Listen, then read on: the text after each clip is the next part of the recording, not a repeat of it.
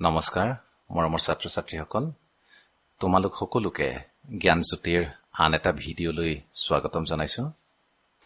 আজিৰ এই ভিডিঅ'টোত আমি তৃতীয় পাঠৰ এক তেজস্বী और दयावान बालक তাৰ আমি সেই লেসনটোৰ বা সেই পাঠটোৰ আমি চতুৰ্থ পেৰাগ্ৰাফটোৰ পৰা চাম।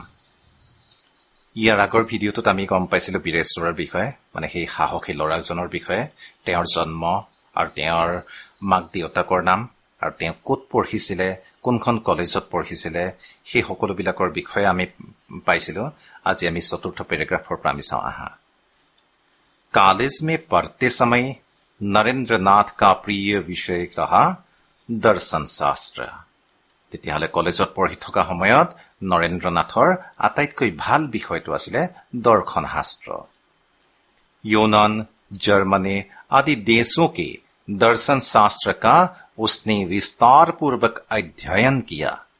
यूनान বা জাৰ্মানী আদি দেশবিলাকৰ যিবিলাক দৰ্শন শাস্ত্ৰ আছিলে, যিবিলাক দৰ্শন শাস্ত্ৰ আছিলে সেইবিলাকৰ ওপৰত তেওঁ বিস্তাৰ পূৰ্বক মানে খুব ভালকৈ তেওঁ অধ্যয়ন কৰিলে সেই দৰ্শন শাস্ত্ৰবিলাক। उसके मन में तरह तरह के प्रश्न उठने लगे। তেওঁৰ মনত বিভিন্ন ধৰণৰ तरह तरह के प्रश्न उठने लगे, বিভিন্ন ধৰণৰ প্ৰশ্ন উঠিবলৈ ধৰিলে তেওঁৰ মনত।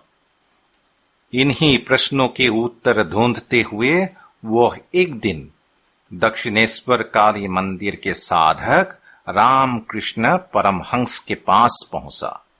সেই দৰ্শন শাস্ত্ৰবিলাক পঢ়োতে তেওঁ বহুবিলাক প্ৰশ্ন তেওঁৰ মনত মানে কি উদয় হ'বলৈ ধৰিলে, আৰু সেই প্ৰশ্নবিলাকৰ উত্তৰ বিচাৰি এদিন তেওঁ কৰিলে কি, দক্ষিণেশ্বৰ কালী মন্দিৰ মানে এডোখৰ জেগাত এটা কালী মন্দিৰ আছিলে, সেই জেগাডোখৰ নাম হৈছে দক্ষিণেশ্বৰ।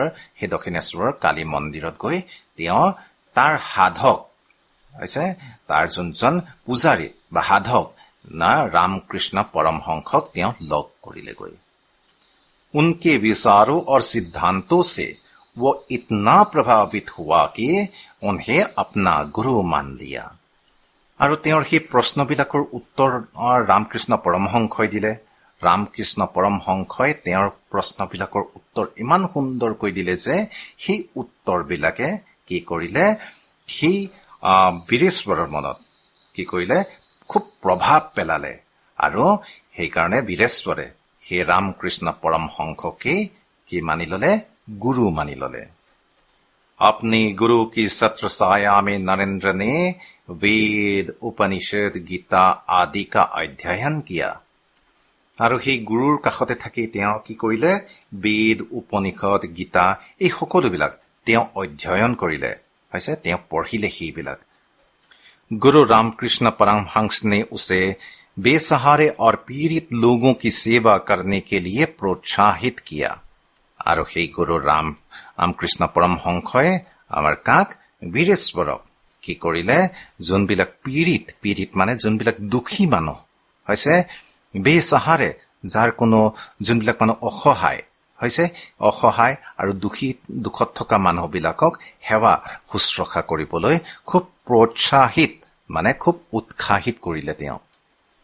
पिताजी विश्वनाथ दत्त के आकस्मिक निधन के बाद परिवार के आर्थिक स्थिति बिगड़ गई।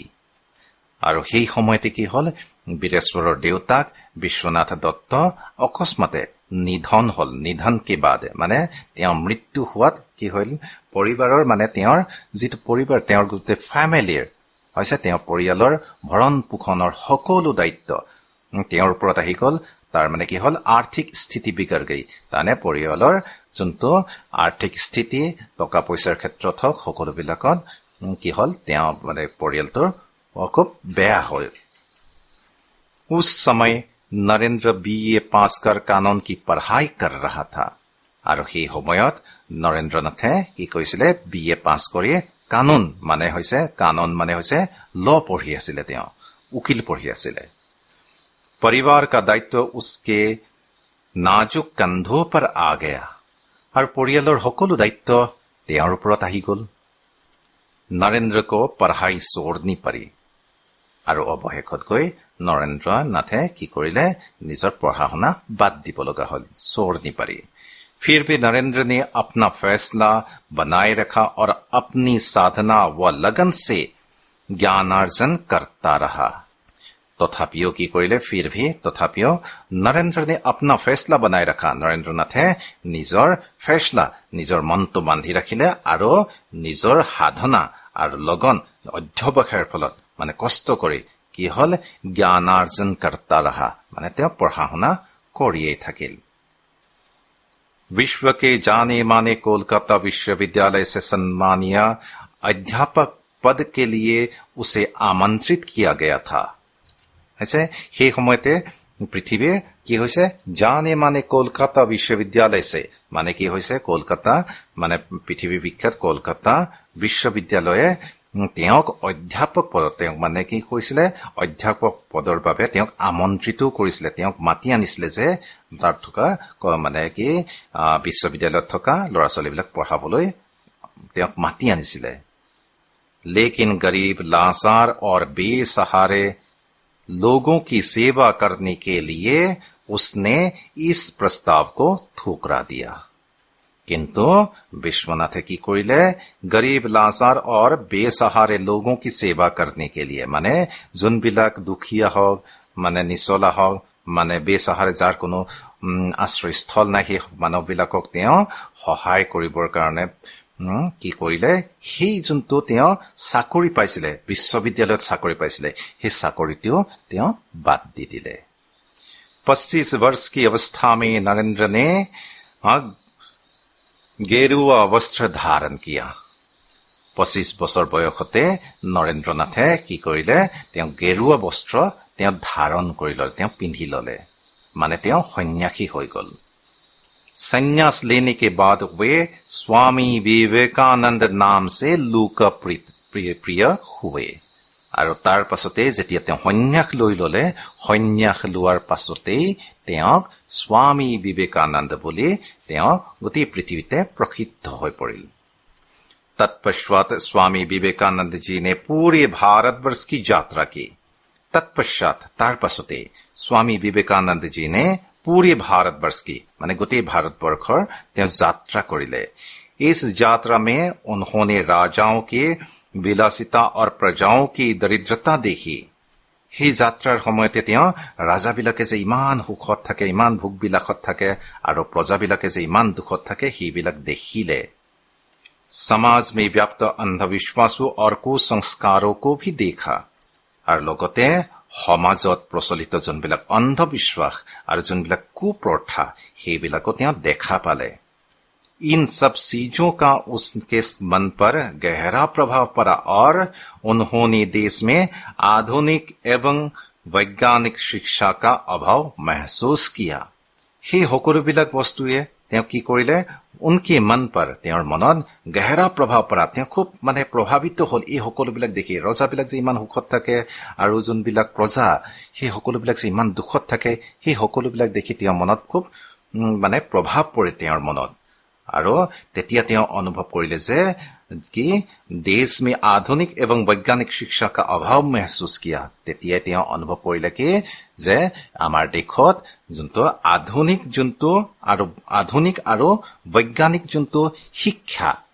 হৈছে সেই শিক্ষাৰ অভাৱ আছে আমাৰ দেশত मन ही मन स्वामी जी इन चीजों से मुक्त एवं शक्तिशाली भारत का सपना देखने लगे और मने मने তেওঁ কি কৰিলে স্বামীজী ইন চিজো সে মুক্ত এই সকলোবিলাক কুসংস্কাৰ হওক বা অন্ধবিশ্বাস হওক সেই সকলোবিলাকৰ পৰা কি কৰিলে এখন মুক্ত ভাৰতবৰ্ষৰ তেওঁ এখন কল্পনা কৰিবলৈ ধৰিলে মানে সপোন দেখিলে তেওঁ वर्ष 1893 में अमेरिका के शिकागो शहर में एक विश्व धर्म सम्मेलन आयोजित हुआ था 1893 কি হৈছিলে আমেৰিকাৰ শিকাগো চহৰত এখন সৰ্বধৰ্মীয় এখন কি কৈছিলে সন্মিলন এখন পাতিছিলে তাত আয়োজন হৈছিলে उस धर्म सम्मेलन में स्वामी जी ने हिंदू धर्म के प्रतिनिधि के रूप में भाग लिया था আৰু সেই সন্মিলনতে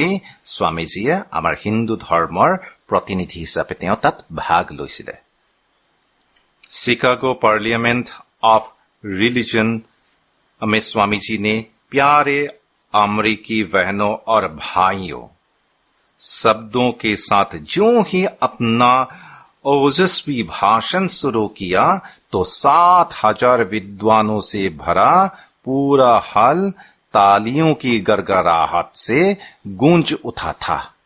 আৰু সেই সন্মিলনখনতে কি কৰিলে, যেতিয়া স্বামীজীয়ে ভাষণ দিবলৈ গৈ প্ৰথমতে আৰম্ভ কৰিছিলে পিয়াৰে আমেৰিকি বাহনো আৰু ভাইও, মানে আমেৰিকাৰ ভাই ভনীসকল, সেই বুলি যেতিয়া সম্বোধন কৰিলে আৰু সেই হলত উপস্থিত আছিলে 7,000ৰ ওপৰৰ বিদ্বান, মানে কি বহুত পঢ়া শুনা মানুহ, আৰু সেই সকলোবিলাকে হাত চাপৰি বজাবলৈ ধৰিলে। आज भी दुनिया भर के लोग उस भाषण को याद करते हैं।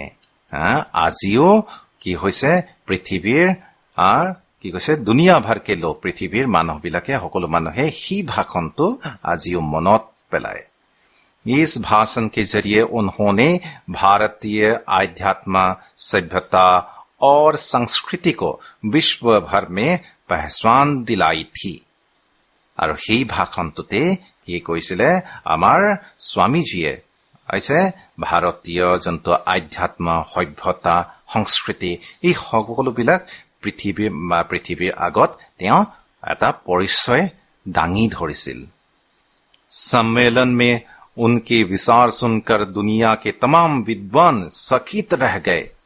আৰু সেই সন্মিলনতে তেওঁৰ বিচাৰ, তেওঁৰ মানে কি মনৰ ভাৱবিলাক হৈছে তেওঁৰ শুনি দুনিয়াকে तमाम विद्वान, পৃথিৱীৰ মানে ভাল ভাল শিক্ষিত মানুহবিলাকেও চকিত ৰহ গয়ে থে, আচৰিত হৈ গৈছিল। আমেৰিকা মে উনকা ভৰপূৰ স্বাগত হুৱা। আমেৰিকাত তেওঁক খুব ভৰপূৰ ভালকৈ তেওঁ স্বাগত কৰিলে। भाषण के बाद अमेरिकी मीडिया ने उन्हें साइक्लोनिक हिंदू नाम से नवाजा था।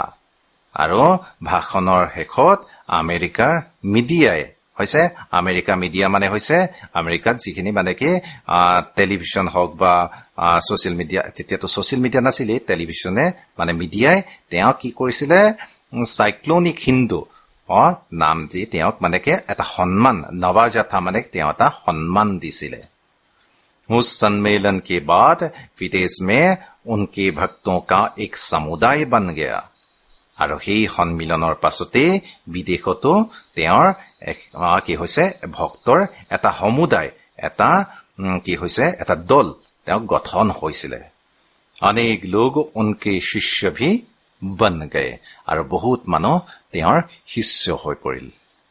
তেনেহলে আমি এই 4টা পেৰাগ্ৰাফত আমি কি শিকিলো कि जिसे नरेंद्र नाथ, जिसे कि उसने दर्शन शास्त्र भी उसने पढ़े, दर्शन शास्त्र पढ़िले वैसे, और उसके बाद उसने जैसे कि किससे मिले थे, उसने जैसे कि गुरु किससे, रामकृष्ण परमहंस, उनके मन में जो प्रश्न उठे थे, उन प्रश्नों को निवारण के लिए, उन प्रश्नों का हल ढूंढने के लिए उसने रामकृष्ण परमहंस के पास पहुंचा था।